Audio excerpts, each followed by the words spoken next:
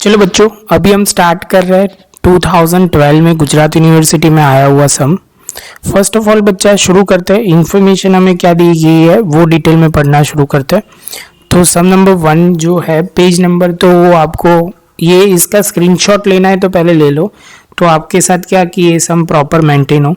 इसके बाद यहाँ पे जो है product of J limited passes through the two process before it is transfer to finish stock. Finish stock से ट्रांसफर होने से पहले दो प्रोसेस में से वो ट्रांसफर हो रहा है। Production of process A is a transfer to process B account after adding the 25% profit on transfer price. यहाँ पे बोला हुआ है कि बच्चा ट्रांसफर प्राइस पे 25% प्रॉफिट वो लेंगे।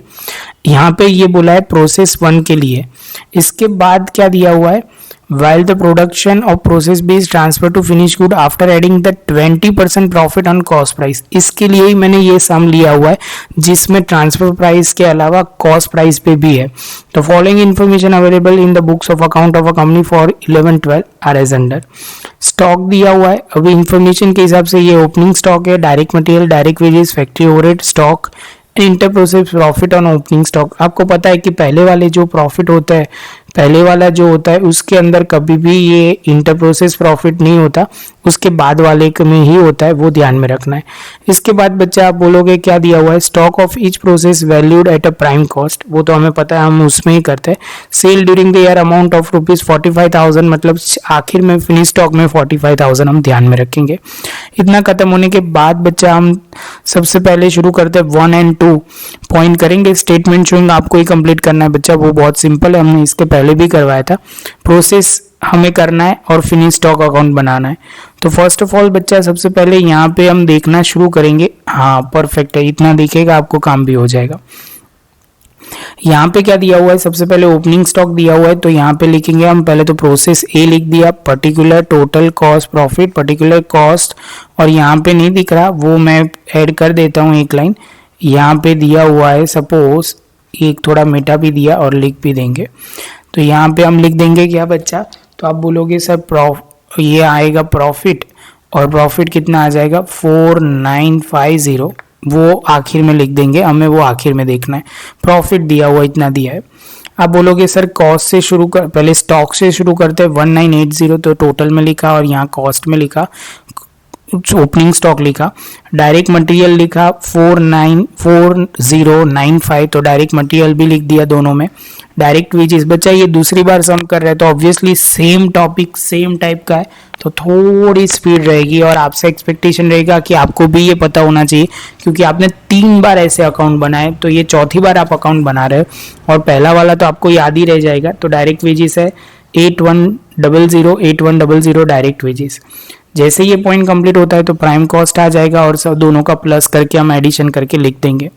क्लोजिंग इन्वेंट्री यहाँ दी हुई है 1350, क्या दी है बच्चा, तो आप बोलोगे सर 1350 दिया हुआ है, तो यहाँ पे हमने क्लोजिंग स्टॉक लिखा और माइनस करके ये लिख देंगे नेट प्राइम कॉस्ट। क्या लिखेंगे बच्चा, नेट प्राइम कॉस्ट।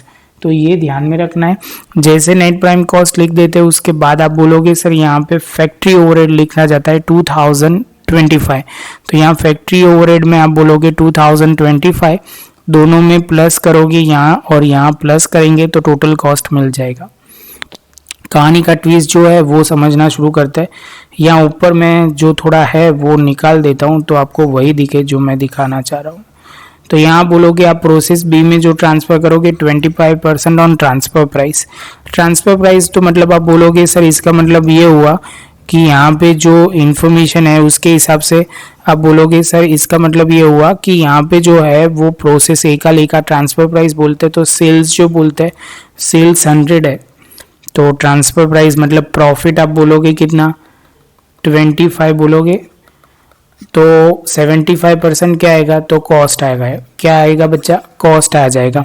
तो आप बोलोगे सर इसका मतलब ये हुआ कि स्टेप रखते हैं तो 75% जब भी हमारी कॉस्ट है तब हमारी कॉस्ट है 14,850, तो 100 पे कितना सॉल्व करेंगे तो 19,800 जो हम यहाँ पे लिख लेंगे। क्या लिखेंगे बच्चा, ये पॉइंट यहाँ पे लिख देंगे। इसके बाद सीधा आप बोलोगे यहाँ हम लिखेंगे, ये अमाउंट सीधी नीचे आ जाएगी। आप बोलोगे सर ये 19,800 में से 14,850 माइनस करोगे तो प्रॉफिट आ जाएगा, जो प्रॉफिट हम यहाँ दोनों में लिख देंगे। जैसे ये पॉइंट कंप्लीट होता है तो आप बोलोगे सर यहाँ आप पहले समझ लो, ये पॉइंट होने के बाद ट्रांसफर टू प्रोसेस बी हो जाएगा। क्या हो जाएगा बच्चा? तो आप बोलोगे transfer to process B, amount लिखा जाएगा 19,800, 14,850, 14,850 और आप बोलोगे सर इसके साथ प्रॉफिट आ जाएगा। तो तीनों का पॉइंट लिख के हम कैलकुलेशन कर देंगे। अभी बच्चा हम ट्रांसफर करेंगे प्रोसेस 2 की ओर। इसके बाद बच्चा अभी हम स्टार्ट कर रहे हैं प्रोसेस 2 अकाउंट। तो आप बोलोगे सर प्रोसेस 2 अकाउंट जो है वो नाम है उसका प्रोसेस बी। क्या है बच्चा? Process B. तो प्रोसेस बी में सबसे पहले आप करोगे क्या? तो सबसे पहले आप बोलोगे सर मैं लिखेंगे हम ओपनिंग स्टॉक, जिसमें हम टोटल में लिखेंगे 1350 और प्रॉफिट में लिखेंगे 405। तो 1350 405 ओपनिंग स्टॉक लिखेंगे। तो बीच वाला जो होगा वो कॉस्ट मिल जाएगा। क्या मिल जाएगा बच्चा? तो आप बोलोगे सर ये कॉस्ट मिल जाएगा और कॉस्ट मिलते ही आप बोलोगे सर इसका क्या होगा? तो आप बोलोगे सर कॉस्ट मिलते ही हमारा पहला ओपनिंग स्टॉक हो जाएगा। ट्रांसफर फ्रॉम प्रोसेस से पहली प्रोसेस का एंडिंग जो हमने लिखा था वो हम यहाँ पे लिख देंगे। इसके बाद direct material direct wages, direct material direct wages और दोनों का लिख दिया। जैसे ये पॉइंट कंप्लीट होता है तो हम टोटल कर देंगे। यहाँ पे हम सबसे पहले लिखेंगे क्या? तो आप बोलोगे सर क्लोजिंग स्टॉक, यहाँ पे दिया हुआ है क्लोजिंग स्टॉक। तो ये आप बोलोगे सर ये 1013 क्लोजिंग स्टॉक हम लिख लेंगे। जैसे 1030 लिख देते हैं तो उसके बाद बच्चा जो वर्किंग नोट हमें बनानी पड़ेगी वो बात की बात है। आप बोलोगे सर कैलकुलेशन मुझे दिखाना था बच्चा, वो कैलकुलेशन बच्चा ये रहा कैलकुलेशन जहाँ पे दिया हुआ है प्रोसेस बी का closing stock is equal to closing stock upon cost upon total. तो 1310 डिवाइड बाई 22545 डिवाइड बाई 27,900, तो ये आ जाएगा 819। बच्चा मैं आपसे क्या एक्सपेक्ट करूंगा कि पहले ये लिख लो आप यहाँ पॉज करके या कहीं रफ में भी लिख लो, क्योंकि मुझे ज़रूरत पड़ेगी। मैं थोड़ा ऊपर नीचे करूंगा तो ये पॉइंट आपको दिखेगा नहीं। तो आप बोलोगे सर ये जो होगा 819 ये लिखेंगे, 10194 लिखेंगे। ये जैसे ही आप लिखते हो तो आप बोलोगे सर ये जो पॉइंट है ये इसमें से माइनस करके सारी अमाउंट नेट प्राइम कॉस्ट में आ जाएगी। फिर से एक बार बोल रहा हूँ, आप बोलोगे 27,900 में से 1,013 माइनस करोगे तो 26,887 रुपीज़ वो माइनस करके अमाउंट आ जाएगी। जैसे ये पॉइंट आता है तो आप बोलोगे सर ये पॉइंट क्लियर। फैक्ट्री ओवरहेड एक ही अमाउंट बाकी है वो लिखा जाएगा यहाँ पे फैक्ट्री ओवरहेड 1350 और ये माइनस वो जो होता है फैक्ट्री ओवरहेड माइनस नहीं करना है बच्चा, वो प्लस करना है, वो गलती नहीं होनी चाहिए। तो टोटल कॉस्ट आ जाएगा और टोटल कॉस्ट में बच्चा क्या बोला है 20% on profit on cost. Cost पे बोला गया है तो सिंपल आपको ये ध्यान में रखना है, दो तरीके से कर सकते हैं। मैंने दोनों तरीके से आपको एक्सप्लेन किया है। पहले मैं सिंपल तरीके से समझाता हूँ। कॉस्ट सपोज आपकी 100 है तो प्रॉफिट 20, तो 120 सेल होगा।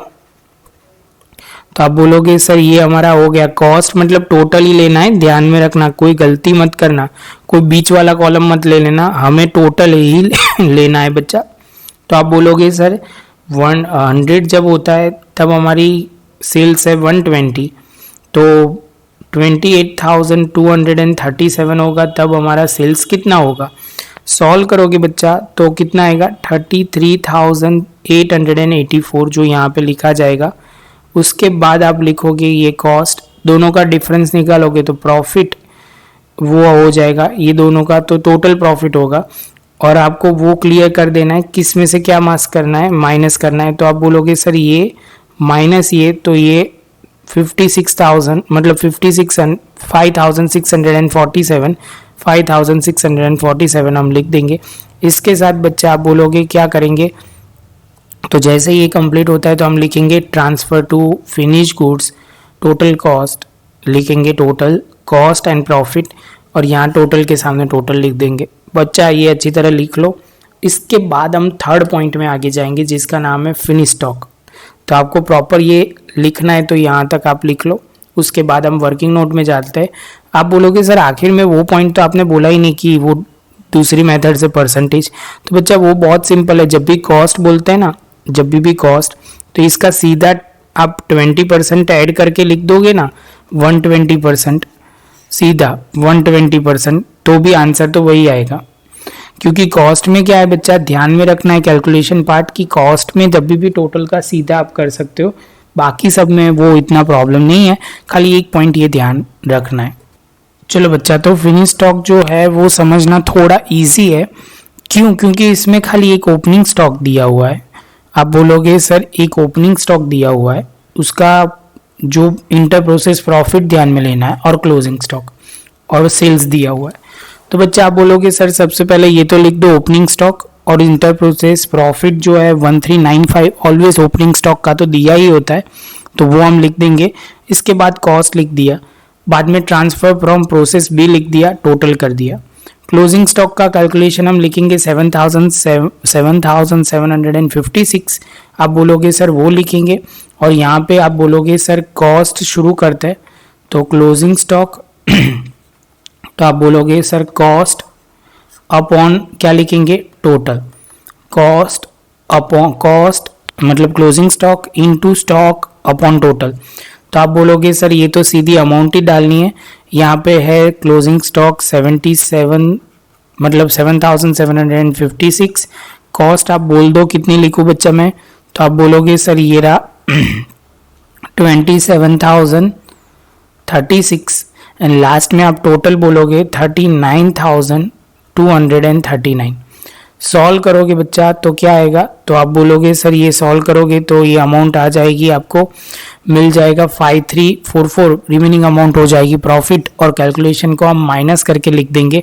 अभी बच्चा हमें सेल्स जो बोला गया वो लिखेंगे हम यहाँ पे 45, इसमें से डिफरेंस ले लेंगे तो हो जाएगा प्रॉफिट, जो प्रॉफिट हम यहाँ पे ले लेंगे, इसमें हम प्लस करेंगे तो हमारा फाइनल आंसर आ जाएगा टोटल आखिरी वाला, और नीचे हम लिख देंगे सीधा कॉस्ट की जगह कॉस्ट, सीधा लिख देंगे बाय सेल्स अकाउंट। क्या लिख देंगे, बाय सेल्स अकाउंट। हमने यहाँ पे लिख दिया सेल्स अकाउंट, कैलकुलेशन करेंगे और अमाउंट लिखेंगे, फाइनल आंसर आ जाएगा। अब बोलोगे सर ये प्रॉफिट दिख नहीं रहा, तो कोई बात नहीं सर लिख देते हैं यहाँ पे होगा 13,517। कितना आएगा, 517। इसके साथ बच्चा यहाँ टोटल भी हो जाएगा 13,517। इसके साथ हमारा पहला पॉइंट अच्छी तरह खत्म हुआ, सम भी खत्म हुआ। शांति से स्टेप बाय स्टेप लिख लो पॉज करके अच्छी तरह। वीडियो अच्छा लगा हो तो लाइक शेयर सब्सक्राइब जरूर करना है। आपको वो कोई भी डाउट आता है तो आप मुझे पूछ सकते हो, तो वो अच्छी तरह पूछ लो, क्लियर हो जाएगा।